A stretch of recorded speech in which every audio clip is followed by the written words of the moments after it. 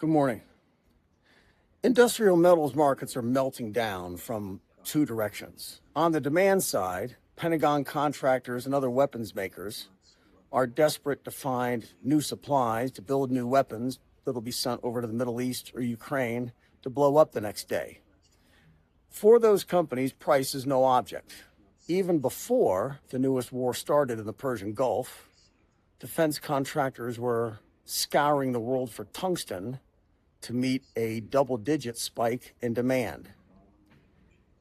Here is the one-year chart from under $500 a ton to over $2,000. And we'll say again that price move was before the Iran war, which is draining weapons stockpiles so fast that the White House dragged the Pentagon contractors to Washington for a meeting and told them to quadruple production. Tungsten is super dense, which makes it vital in the oil drilling and mining industries.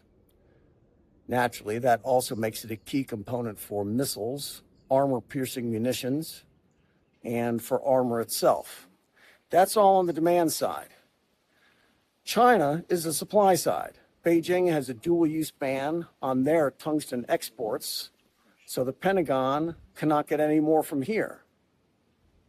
China's exports of tungsten overall dropped 40% last year, and those were to civilian users of the metal. Now back to the military problem. Stockpiles of munitions are being used up, and contractors need all the tungsten they can find to make more.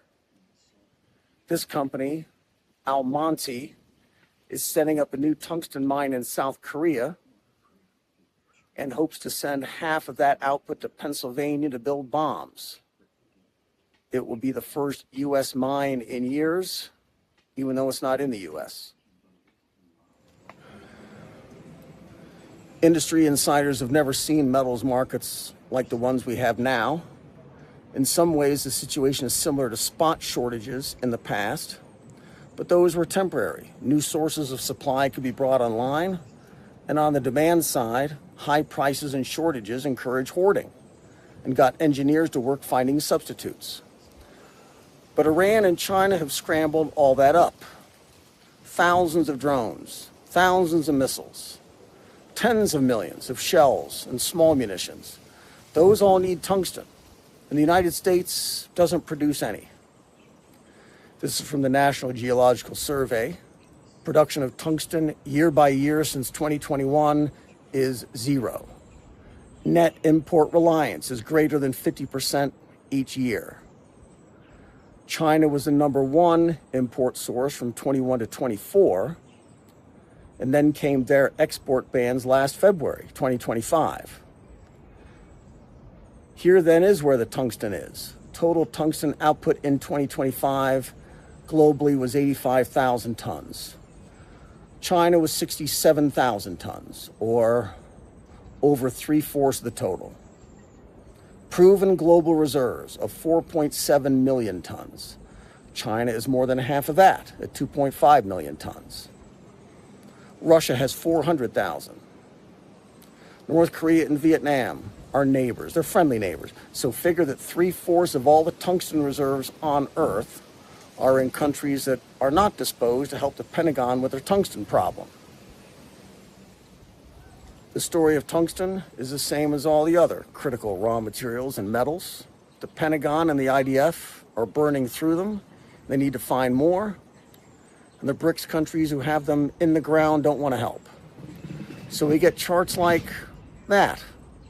And we're told that the best performing investment since last February was not gold, was not silver, was not NVIDIA stock, but a clump of tungsten sitting in your warehouse somewhere. This is Fujian, Mount Taimu. Be good.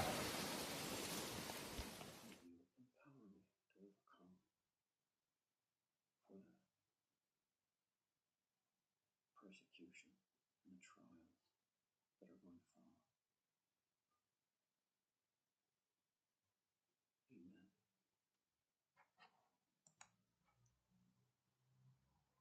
Blessed are the poor in spirit, For theirs is the kingdom of heaven.